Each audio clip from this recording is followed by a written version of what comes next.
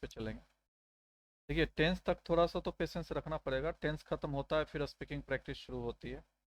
कि बिना टेंस के नॉलेज के आप स्पीकिंग ठीक से कर नहीं पाओगे, इसलिए कि स्पीकिंग में क्या होता है, सिचुएशंस होते हैं कि आपको या तो प्रेजेंट में बोलना होगा या पास्ट में बोलना होगा या फ्यूचर में बोलना होगा। तो जब तक इसका स्ट्रक्चर नहीं जाना होगा, जब तक ये नहीं पता होगा कि प्रेजेंट इंडेफिनिट टेंस है या प्रेजेंट कंटिन्यूअस टेंस है या प्रेजेंट परफेक्ट या प्रेजेंट परफेक्ट कंटिन्यूअस है, उसमें किस तरह के वर्ब फॉर्म्स यूज होते हैं, में हेल्पिंग वर्ब्स कैसे होते हैं, तब तक आप अच्छे से इंग्लिश बोल नहीं पाएंगे। फिर वही स्ट्रगल करते रहोगे, बोलने का कुछ बोल दोगे कुछ, तो गलतियाँ होती जाएगी आप में। और आप हर दिन इतना इंग्लिश में प्रैक्टिस करते नहीं है कि वो जल्दी ठीक हो जाए।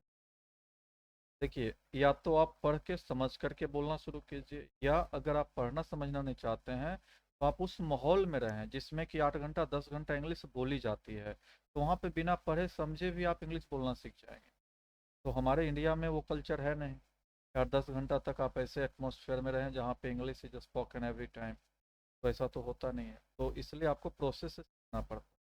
और इसके लिए आपको थोड़ा ध्यान रखना है, पहले टेंस कंप्लीट कर लें फिर स्पीकिंग प्रैक्टिस करेंगे तो आप में फ्लुएंसी आ जाएगी, स्पीड भी आएगी, यानी कि आप प्रॉपर सिचुएशन को समझ पाएँ।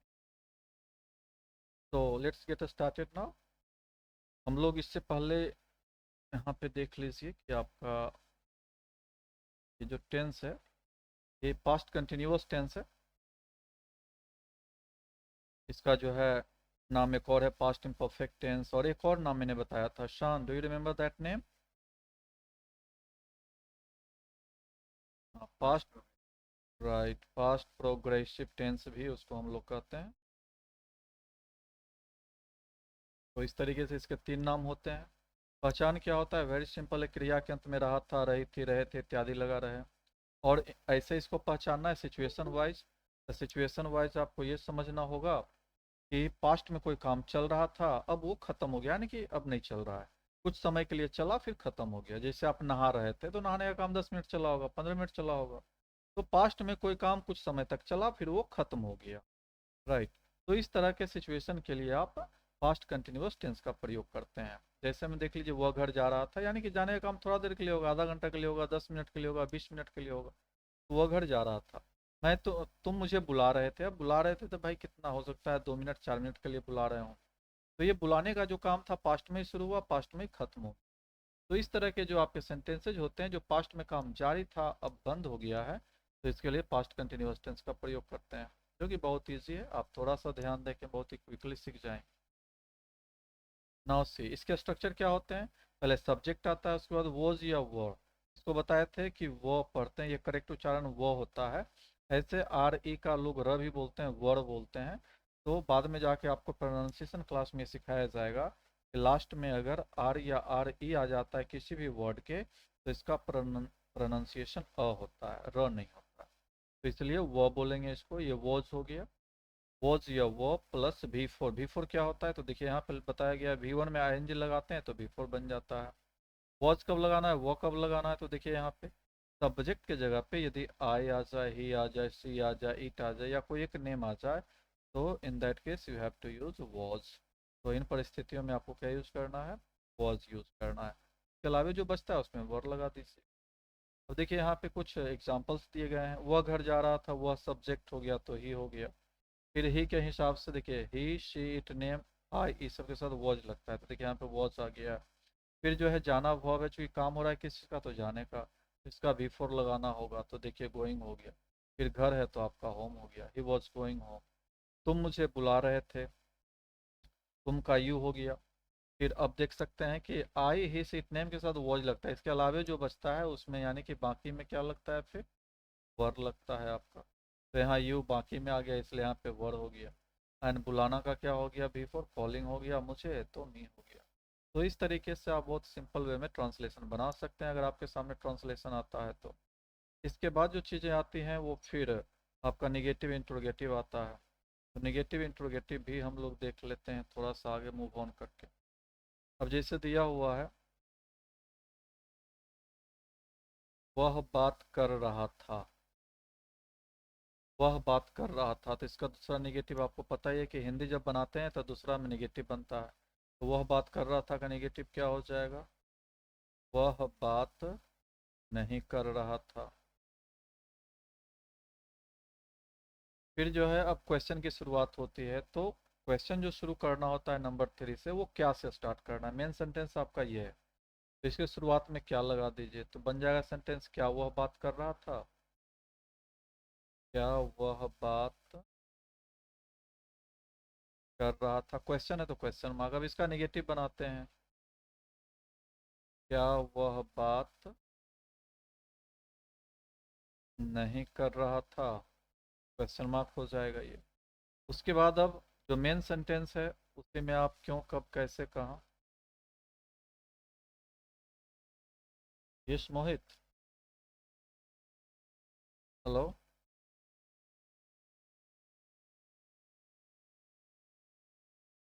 अरे अभी तो क्लास चल रहा है, ऑनलाइन क्लास है, इसके बाद फ्री होकर मैं भेज दूँ।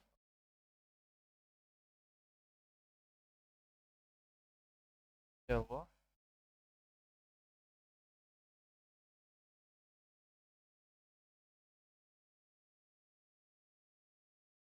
आप फिर से बोलिए, क्या बोल रहे थे?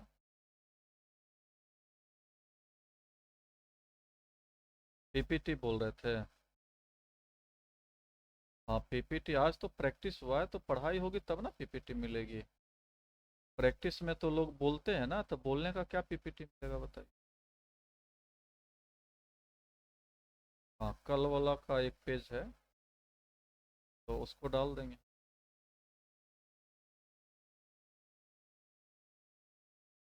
Sorry guys.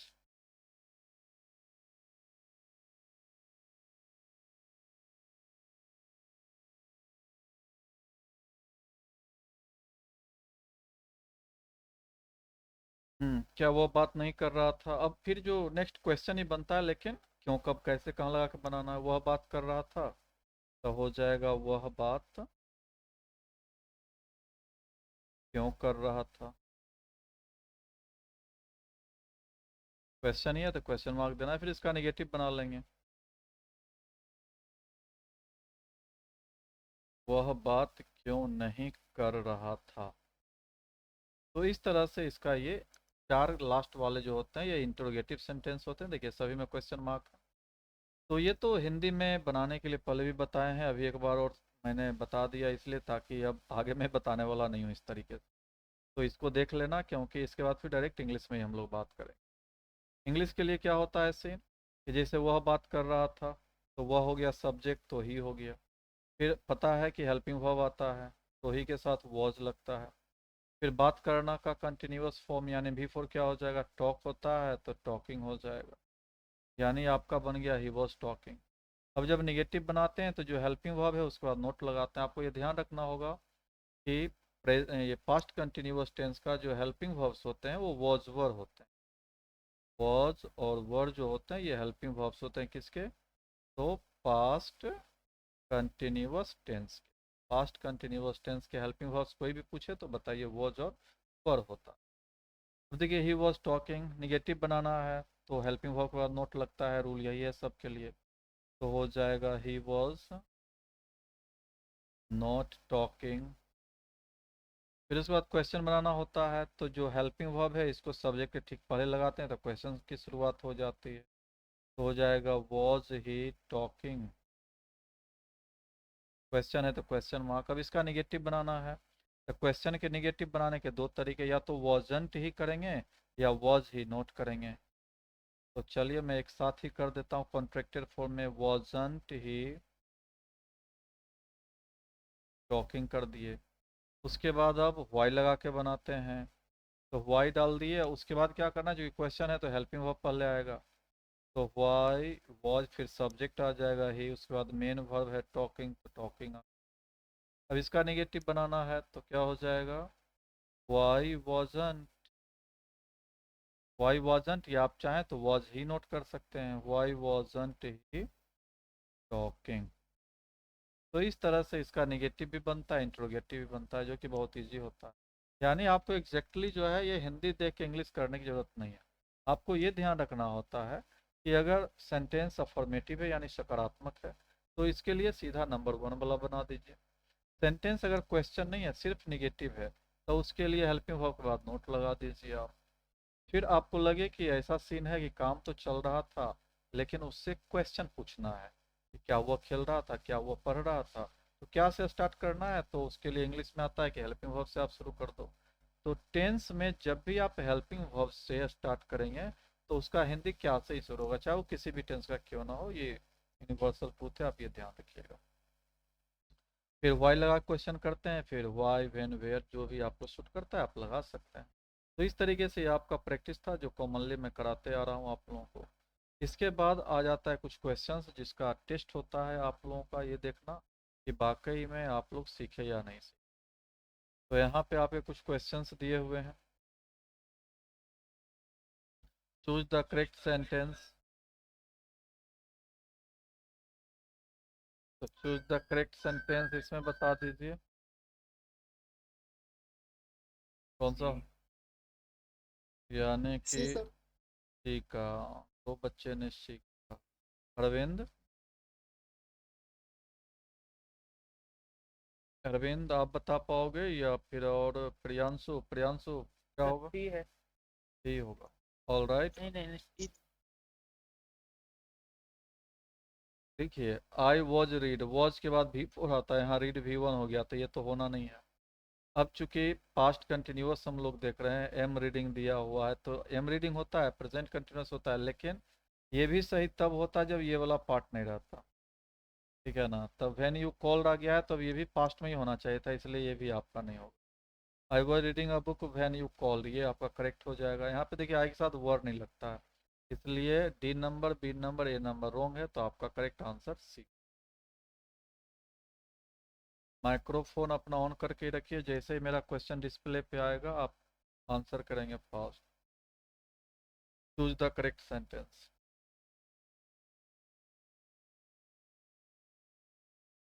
C D.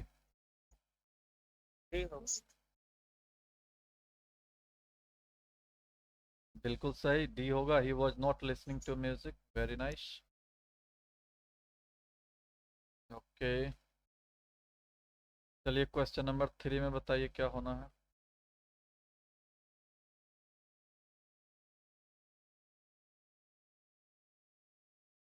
एक आंसर आ गया है बी का, और कोई।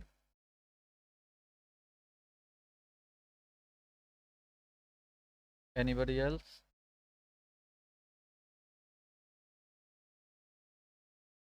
हरी up guys, don't take much time. सही है बी सर। सही है, ओके बी सही। और कोई।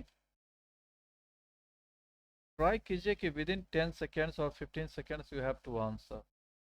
ऑलराइट, एक नज़र में फास्ट देखिए, तुरंत जवाब देने का वो कीजिए। हाँ yes, this should be the correct answer. Alright, B is the correct answer, no doubt.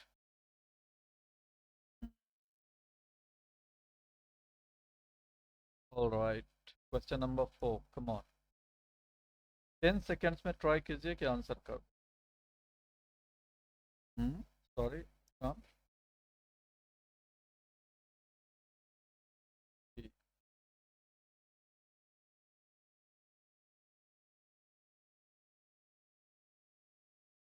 जानने सीखा, और कोई। सूरज, प्रियांशु, अरविंद, अभिषेक। सी सर। सी ही होगा, दैट्स फाइन।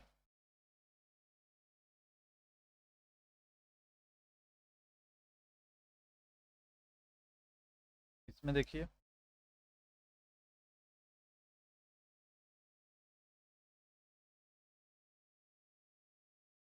एक लड़का ने डी कहा है, और लोग।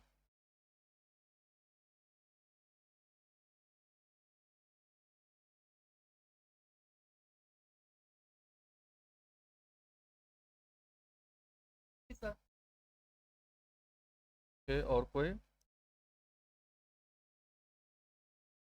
डी ही होगा। All right, D is the correct answer. देखिए ए में सेंटेंस सेम है, बट यहाँ पे देखिए क्वेश्चन मार्क दिया हुआ है, इसलिए ये रॉन्ग हो जाता है। ठीक है, चूंकि ये क्वेश्चन है नहीं, क्वेश्चन मार्क लग गया है, इसलिए ये गलत हो जाता है। इतना तो समझ में सबको आ ही गया होगा। गुड। अब देखिए आगे हम लोग मूव ऑन करते हैं। अगला जो टेंस आप लोगों को पढ़ना होता है, that is past perfect tense. और आप ये ध्यान रखिएगा कि ये बहुत ही फेमस टेंस होता है, इसमें थोड़ा सा अटेंटिव रहने की जरूरत है, otherwise you would fail to understand it. ठीक है ना, थोड़ा सा इस पे आपको ध्यान देना होगा। ये कलर नहीं चल पाए।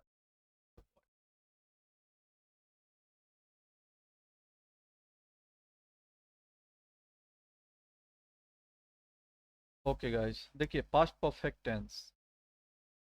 पास्ट परफेक्ट टेंस हिंदी में पहचानने के लिए है सिंपल, था ही थी ये थे अंत में रहे, या चुका था चुकी थी चुके थे रहे अंत में। या इसको ऐसे पहचानना है कि कोई भी काम, देखिए इसका जनरली जो प्रयोग होता है ना, जब दो काम कोई पास्ट में हुआ हो तो जो काम पहले होता है वो पास्ट परफेक्ट टेंस कहलाता है। पास्ट परफेक्ट टेंस, इससे पता चलता है कि काम जो है बहुत ज़्यादा पहले खत्म हो गया है। पास्ट परफेक्ट टेंस का मतलब होता है कि काम बहुत ज़्यादा पहले खत्म हो गया है। वैसे बेसिकली इसका जो प्रयोग होता है ना, सिंगल सेंटेंस में बहुत कम यूज होता है। जब भी यूज होता है तो डबल पेयर में आता है, यानी डबल सेंटेंसेज में यूज होता है।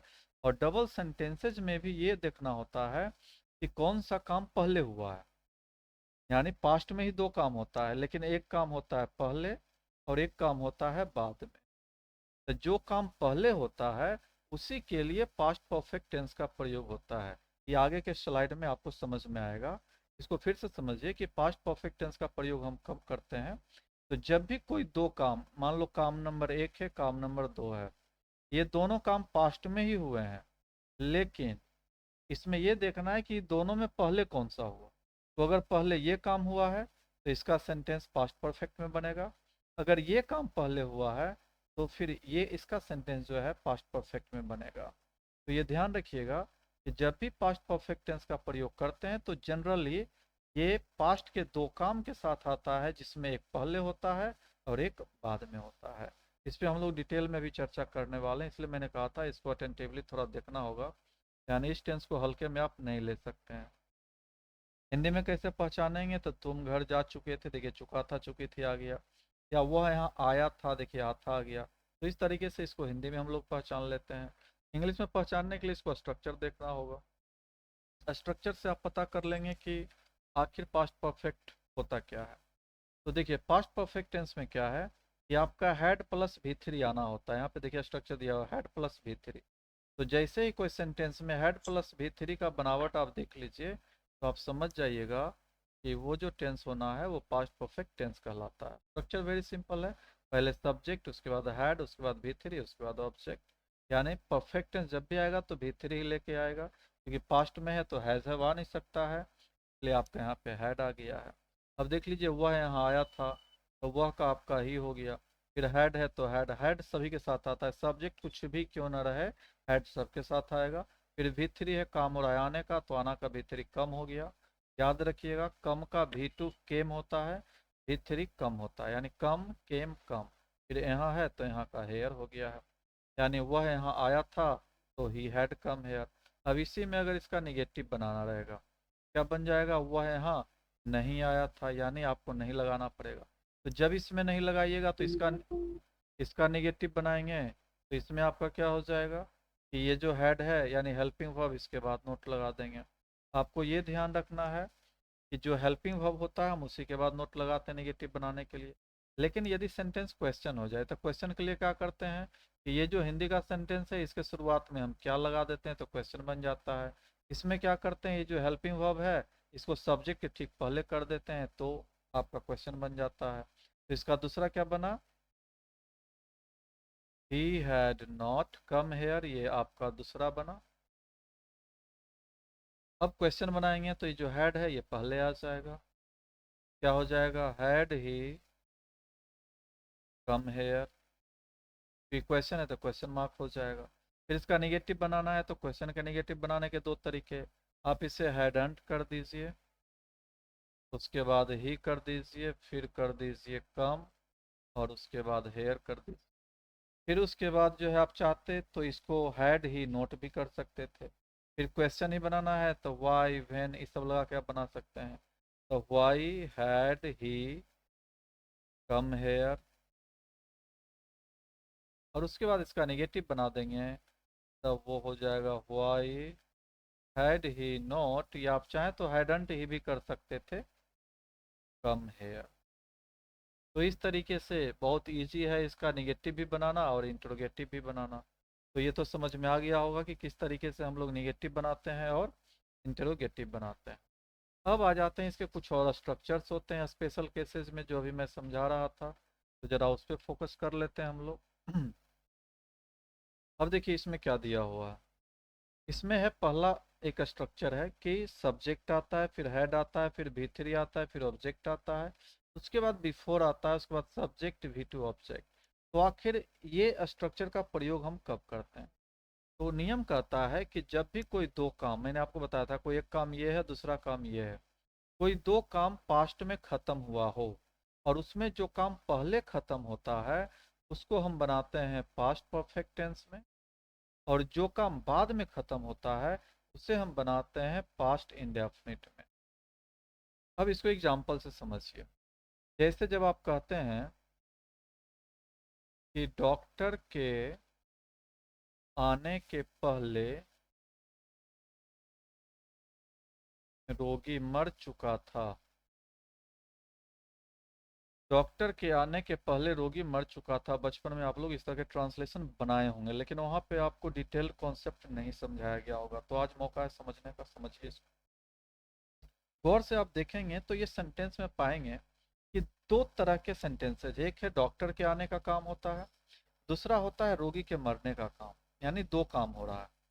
अब ये जो दो काम हो रहा है इसमें एक काम पहले हो रहा है, एक काम बाद में हो रहा है। अब देखिए डॉक्टर के आने के पहले रोगी मर चुका था, तो डॉक्टर पहले आया या रोगी पहले मर चुका था, क्या हुआ था बताइए? डॉक्टर पहले आया था कि पहले रोगी मरा था? रोगी मर चुका था। तो यही आपको कंपैरिजन करना होता है कि काम पहले कौन सा हुआ। तो चूंकि पहले जो काम हुआ वो रोगी के मरने का काम हुआ, यानी रोगी मर चुका था, तो ये सेंटेंस को हम लोग पहले लिखेंगे, और पहले लिखेंगे तो साथ में किस में बनाएंगे? चूंकि जो काम पहले होता है उसे हम बनाते हैं पास्ट परफेक्ट में, और जो काम बाद में होता है उसे हम बनाते हैं पास्ट इंडेफिनिट में। तो देखिए यहाँ पे स्ट्रक्चर दिया हुआ है कि पास्ट परफेक्ट में पहला बनाना है, तो पास्ट परफेक्ट में कौन सा वाला बनेगा? तो अभी अभी मैंने बताया जो काम पहले हुआ है, तो पहले काम हुआ रोगी के मरने का, तो इस सेंटेंस को हम पहले बनाएंगे। तो रोगी मर चुका था, इसका ट्रांसलेशन बनाइए। तो रोगी का होता है द पेशेंट, पास्ट परफेक्ट में बनाना है तो स्ट्रक्चर होता है हेड प्लस V3, तो हेड लगाना पड़ेगा। उसके बाद मरना का डाई होता है, उसका V3 हो जाएगा डाइड, यानी आपका ये सेंटेंस बन गया। अब इसे कहते हैं क्या कि कनेक्ट करना पड़ता है। देखिए ये एक सेंटेंस है, एक ये सेंटेंस है, सब्जेक्ट V2 ऑब्जेक्ट, एक है पास्ट परफेक्ट में, एक है पास्ट इंडेफिनिट में। दोनों को कनेक्ट करने के लिए कौन आया है? बिफोर। क्यों? क्योंकि आप हिंदी को गौर से देखेंगे तो डॉक्टर के आने और रोगी के मरने के बीच में के पहले, ये जो देख रहे हैं ना, ये दोनों सेंटेंस को जोड़ रहा है। तो चूंकि पहले का ये बोध करा रहा है तो पहले का इंग्लिश बिफोर होता है, इसलिए यहाँ पे बीच में हमें बिफोर डालना पड़ता है। द पेशेंट है डाइड बिफोर। अब ये जो सेंटेंस बच गया है जो बाद में काम हुआ उसको लाना पड़ेगा, तो उसको किस में बनाना है? पास्ट इंडेफिनिट में बनाना, यानी subject plus V2 plus object में बनाना है। तो इसमें क्या हो जाएगा? पहले डॉक्टर का हो जाएगा द डॉक्टर, और उसके यानी कि सब्जेक्ट वो जो काम करता है, तो आने का काम कौन किया? डॉक्टर किया, तो ये सब्जेक्ट हो गया। उसके बाद वर्ब का V2 आता है, तो वर्ब क्या हुआ? आने का, तो आना का V2 करेंगे तो केम हो जाएगा। यानी आपका ये सेंटेंस बन गया the patient had died before the doctor केम, यानी डॉक्टर के आने के पहले रोगी मर चुका था। तो इस तरह के सेंटेंस को आपको याद रखना है। इसी में आप चाहें तो क्या कर सकते हैं ना, कि ये जो बिफोर के साथ वाला जो पार्ट है, ये before plus subject plus V2 plus object, इसको आप पहले लिख सकते हैं, और ये वाला पार्ट जो है इसको बाद में लिख सकते हैं। देखिए वही चीज यहाँ किया गया है और करके, कि बिफोर सब्जेक्ट V2 ऑब्जेक्ट, जो ये वाला पार्ट मैंने अभी घेरा डाला है इसमें, यानी before plus subject plus V2 plus object, इसको यहाँ पहले कर दिया गया इतना। और उसके बाद ये जो बचा subject plus head plus V3 plus object, इसको देखिए यहाँ पे कर दिया गया है। तो आप चाहें तो एक दूसरे को उलट सकते हैं, यानी कि पहले पास्ट परफेक्ट टेंस लिख सकते हैं, लास्ट में पास्ट इंडेफिनिट टेंस लिख सकते हैं, दोनों को आप बिफोर से कनेक्ट कर देंगे। या अगर इसको उलटना चाहें तब बिफोर के साथ आपको पास्ट इंडेफिनिट को लाना होगा, यानी बिफोर के साथ पास्ट इंडेफिनिट को लाना होगा, और ये जो बच गया पास्ट परफेक्ट टेंस इसको आपको लास्ट में डालना होगा। तो ये दोनों एक ही स्ट्रक्चर है। आप अगर चाहते तो यही जो सेंटेंस है the patient had died before the doctor केम, इसी को आप बना सकते हैं यहाँ से, यानी कि पहले इसको लिख देंगे तो क्या हो जाएगा, बिफोर द डॉक्टर केम, फिर कॉमा दे करके द पेशेंट हैड डाइड, तो ये भी करेक्ट हो जाएगा। या फिर जैसे मैंने अभी लिखा है कि the patient had died before the doctor केम, आप चाहें तो इस तरह से भी लिख सकते हैं। तो इट्स अप टू यू, मतलब ये आप पे डिपेंड करता है कि आप कैसे बनाना बेहतर समझते हैं। अब देख लीजिए इसी में फिर एक दूसरा स्ट्रक्चर है। इसमें अब क्या होता है कि चीज वही है, सेम, बिल्कुल सेम चीज है। सेम क्या है सो समझिए कि पास्ट में ही दो काम हुआ है, एक काम पहले हुआ, दूसरा काम बाद में हुआ। नियम वही है कि जो काम पहले होगा उसे हम पास्ट परफेक्ट में ही बनाएंगे, जो काम बाद में होगा उसे पास्ट इंडेफिनिट में ही बनाएंगे, खाली बोलने के तरीके बदल जाते हैं। उसमें हम पहले लगा के बना रहे थे, इसमें हम पहले नहीं बल्कि बाद लगा के बनाएंगे। अब जैसे एग्जांपल देके समझिए आप, जैसे होता क्या है कि रोगी के मरने के बाद डॉक्टर आया। देखिए, रोगी के मरने के बाद डॉक्टर आया, वो जो पहले का सेंटेंस था उसमें पहले करके सेंटेंस बनाया गया था। इसमें क्या हो रहा है, बाद करके बनाया जा रहा है। तो जब बाद करके बनाया जा रहा है तो बाद का इंग्लिश तो आफ्टर होता है, तो इसलिए यहाँ पे देखिए आफ्टर करके आपको दिया गया है।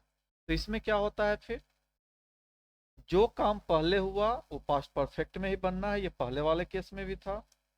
जो काम बाद में हुआ वो आपका पास्ट इंडेफिनिट में ही बनना है, खाली अंतर क्या है कि स्ट्रक्चर उलट जाता है। उसमें क्या था कि हम पहले लिख रहे थे पास्ट परफेक्ट टेंस, अब लिखेंगे क्या, ये यानी पास्ट इंडेफिनिट टेंस। देखिए यहाँ पे दिया हुआ है, पहले हम लिखेंगे पास्ट इंडेफिनिट टेंस यानी जो काम बाद में हुआ, तो बाद में काम किया हुआ डॉक्टर के आने का, तो इसको बना लीजिए तो क्या हो जाएगा, द डॉक्टर केम। देखिए ये काम बाद में हुआ तो ये पहले बना लिए, उसके बाद क्या है आफ्टर है, तो यहाँ पे लगा दीजिए आफ्टर। उसके बाद पहले क्या काम हुआ था, रोगी के मरने का, तो इसको अब यहाँ पे कहता है बाद में बनाइए आप। तो जो काम पहले होता है उसे पास्ट परफेक्ट में बनाते हैं, तो ये पास्ट परफेक्ट का स्ट्रक्चर है। तो इसमें जो है पहले वाला काम को फिट कर दीजिए और जो बाद वाला काम है उसको इस पे फिट कर दीजिए और उसको जोड़ दीजिए किससे, आफ्टर से, आपका सेंटेंस सही हो जाएगा। तो द डॉक्टर केम आफ्टर, अब पहले काम क्या हुआ था, रोगी के मरने का, तो रोगी का होता है द पेशेंट, तो कर दिए यहाँ पे द पेशेंट। और उसके बाद चूंकि पास्ट परफेक्ट है तो हैड लगाना पड़ेगा, तो यहाँ पे आप कर दीजिए हैड और उसके बाद भी थ्री कर दीजिए तो डाइड हो जाएगा। कहने का मतलब साफ है कि आप चाहें तो ऐसे भी बना सकते हैं, the doctor came after the patient had died, मतलब रोगी के मरने के बाद डॉक्टर आया। यानी दोनों तरीके, देखिए एक चीज आप, मैं फिर से एक बात आप लोगों को बता देता हूँ। पहला सेंटेंस क्या बनाए थे, डॉक्टर के आने के पहले रोगी मर चुका था। अभी एक और सेंटेंस जो मैंने समझाया वो ये था कि रोगी के मरने के बाद डॉक्टर आया, रोगी के मरने के बाद डॉक्टर आया। अब आप गौर करके देखेंगे तो दोनों का सेम सेंस है, मीनिंग बिल्कुल सेम है, कोई अंतर नहीं है। दोनों स्थिति में पहले रोगी ही मरा है, बाद में डॉक्टर आया है। अंतर सिर्फ क्या है, लिखने का। एक में चूंकि पहले आया है तो हम बिफोर करके बनाएंगे, एक में बाद आया है इसलिए हम आफ्टर करके बनाएंगे। नियम सेम है कि दोनों काम में जो पहले हुआ है उसको हम पास्ट परफेक्ट में ही रखेंगे। इसमें पहले रोगी के मरने का पास्ट परफेक्ट, यहाँ भी रोगी के मरने का पास्ट परफेक्ट, बाद में काम हुआ डॉक्टर के आने का पास्ट इंडेफिनिट, बाद में काम हुआ डॉक्टर के आने का पास्ट इंडेफिनिट। बस। तो काम वही है, यानी कि रूल आपका वही है, खाली अंतर है बिफोर और आफ्टर का। ये ध्यान रखना है, बिफोर के बाद पास्ट इंडेफिनिट आता है और आफ्टर के बाद पास्ट परफेक्ट टेंस आता है। तो ये दो चीज रूल याद रखोगे आप, कि आप बिफोर के बाद पास्ट इंडेफिनिट और आफ्टर के बाद पास्ट परफेक्ट आता है, तो आपसे फिर कोई गलती नहीं होगी। अब देखिए यही वाला जो स्ट्रक्चर, इसमें क्या किया, आप चाहें तो इसी को उल्टा करके लिख सकते हैं। After subject had be three object, देखिए after subject had be three object, और ये जो पहला पार्ट है सब्जेक्ट भी टू ऑब्जेक्ट, इसको आप बाद में कर दीजिए। तो जिस तरीके से हम इसको उलट दिए थे वैसे ही आप इसको उलट देंगे। तो कहने का मतलब ये है कि अगर कोई दो काम पास्ट में खत्म हो, उसमें जो पहले होता है उसे हम हमेशा पास्ट परफेक्ट में बनाते हैं, और जो काम बाद में होता है उसे हम पास्ट इंडेफिनिट बनाते हैं। जहां तक बात जोड़ने की है तो आप उससे बिफोर से जोड़ सकते हैं या आफ्टर से जोड़ सकते हैं, लेकिन आपको सिर्फ ये ध्यान रखना है कि बिफोर से जोड़ेंगे तो उसके बाद पास्ट इंडेफिनिट टेंस आना चाहिए, और आफ्टर से जोड़ेंगे तो पास्ट परफेक्ट टेंस आना चाहिए। बस अगर आप इतना ध्यान रखते हैं तो कंपटीशन में धड़ल्ले से हर तरह का एग्जाम, चाहे बैंकिंग का हो, एसएससी का हो, या किसी और अन्य एग्जाम हो, वो सभी में इस तरह के क्वेश्चंस बहुत ज़्यादा आते हैं। क्या करेगा, बिफोर के बाद पास्ट परफेक्ट लगा देगा, आफ्टर के बाद पास्ट इंडेफिनिट कर देगा, तो समझ जाना है कि वो वाला जो पार्ट है वो रो। तो इस तरीके से ये स्ट्रक्चर को डील करना जरूरी था, इसे देखना भी जरूरी था, क्योंकि बहुत सारे बच्चे ऐसे हैं जो इसमें कन्फ्यूज्ड हो जाते हैं। तो चलिए अब हम लोग आगे प्रैक्टिस के लिए मूव ऑन करते हैं। तो this is your first question now, tell me the right answer.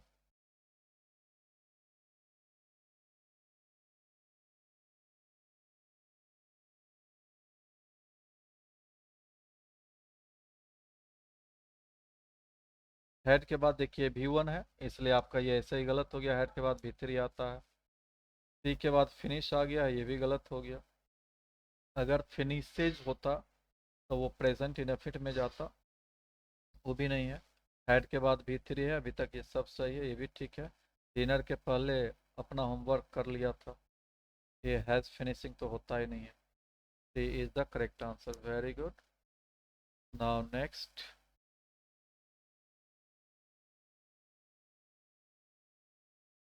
Choose the correct sentence, come on.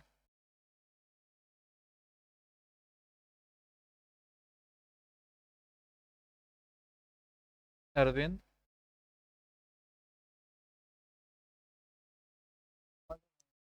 अच्छा नहीं यार, कोई बात नहीं, C is the correct answer.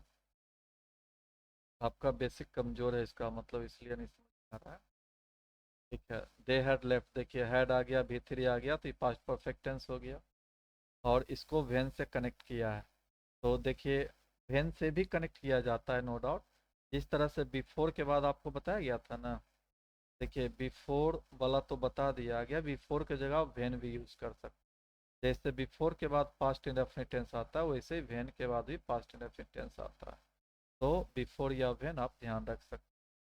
तो वेन के बाद देखिए पास्ट इंडेफिनिट आ गया, और ये काम पहले हुआ है तो पास्ट परफेक्ट, क्योंकि इसका मतलब ये हुआ ना कि जब हम आए तब तक वे लोग पार्टी छोड़ के जा चुके, यानी कि हम बाद में आए तभी तो वे लोग पार्टी छोड़ के जा चुके थे। तो जो काम पहले हुआ वो पास्ट परफेक्ट में बन गया, जो काम बाद में हुआ वो आपका पास्ट इंडेफिनिट बना है।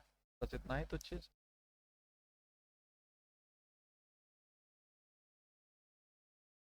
Okay, now number 3,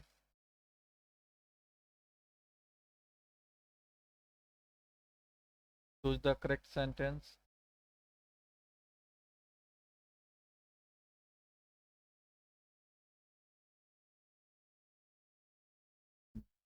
right, A is the correct answer, thank you. Now next,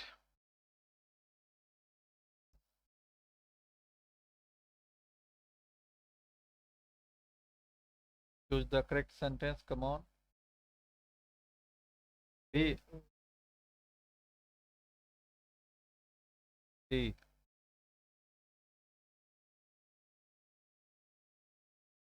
देखिए इसमें क्या हुआ कि the teacher had explain the lesson before the bell रंग।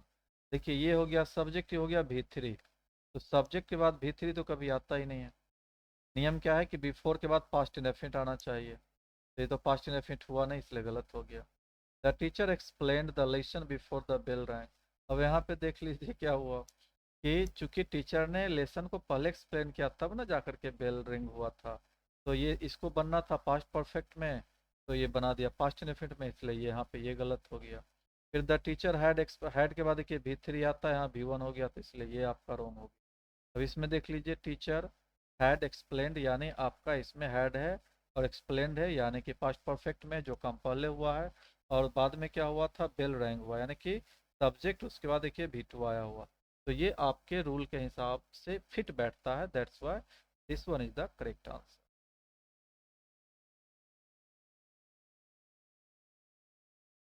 Okay, number 5, choose the correct sentence.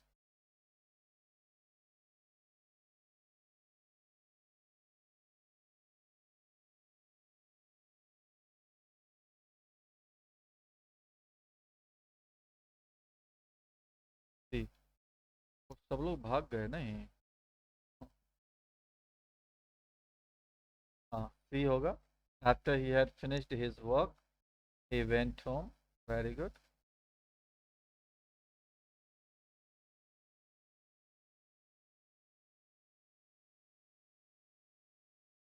Okay, तो इस तरीके से आपका ये पास्ट परफेक्ट टेंस का भी डिस्कशन आज ओवर हो गया है। जान, आपको समझने में दिक्कत हुई क्या? Did you get all the things what I taught you today? Okay, that's fine। And अब चूंकि क्या है ना कि अगले वीक से जो है आपका फिर स्पीकिंग प्रैक्टिस भी शुरू होगा, तो आई होप कि आपके लिए एक चीज़ और बताइए मुझे, यही टाइम बेस्ट है और 9:30 to 10:30 will be more suitable?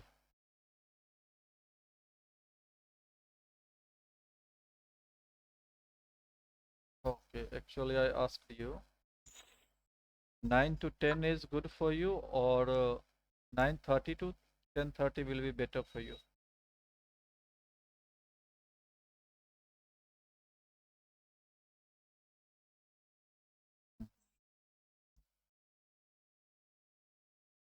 All right, that's fine। मैं देखता हूँ उसमें। एक्चुअली क्या अभी सीन हो रहा है ना कि मेरा न्यू बैचेस थोड़े बन रहे हैं ऑफलाइन के ज़्यादा, तो मे बी कि मैं 8:30 तक फ्री ही हो पाऊँगा। फिर क्या होता है, मुझे घर आना होता है, फ्रेश होना पड़ता है, तो इट टेक्स टाइम। तो 9:30 मैं चाहूँगा कि उसमें वो रहूँ, और फ्री रहूँ, कंफर्टेबल फील करूँगा मैं वहाँ पे। फाइन। एंड यह अब जुड़ रहे हैं सूरज।